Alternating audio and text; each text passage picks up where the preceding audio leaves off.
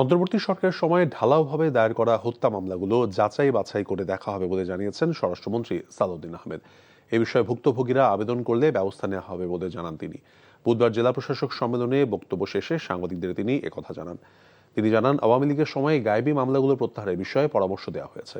তামজিদ সুমনের রিপোর্ট। রাজধানীর ওসমানী স্মৃতি মিলনায়তনে ডিসি সম্মেলনের শেষ দিনে বৈঠক করেন সরকারের গুরুত্বপূর্ণ মন্ত্রীরা।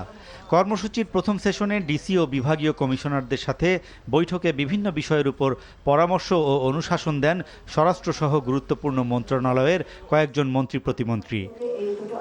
বৈঠক শেষে সাংবাদিকদের সাথে কথা বলেন স্বরাষ্ট্রমন্ত্রী। বলেন, ইন্টারিমের সময় যেসব অস্ত্র উদ্ধার করা সম্ভব হয়নি সেগুলো বাজেয়াপ্ত করার নির্দেশ দেওয়া হয়েছে। প্রত্যাহার করতে বলা হয়েছে আওয়ামী লীগের সময়কার গায়েবী মামলাও। এছাড়া অন্তর্বর্তী সরকারের সময় ঢালাও আসামি করে হত্যা মামলাগুলোর বিষয়েও কথা বলেন তিনি। বৈষম্য বিরোধী আন্দোলনের সাথে সংশ্লিষ্ট বেশ কিছু মামলা হয়েছে, যেগুলো গণহত্যার মামলা এবং আওয়ামী ফ্যাসিবাদী বিভিন্ন মানবতা বিরোধী অপরাধের মামলা। আমরা যাচাই বাছাই করে দেখব যাতে প্রকৃত আসামি কারা সেটা আইইউ তদন্ত কর্মকর্তাগণ এটা তদন্ত করে দেখবেন। আর যাদেরকে উদ্দেশ্যপ্রণোদিতভাবে মামলায় অন্তর্ভুক্ত করা হয়েছে তাদেরকে যাতে নিষ্কৃতি দেয় সেই সুপারিশটা আমরা করেছি। তবে এটা আইনানুগভাবেই হবে।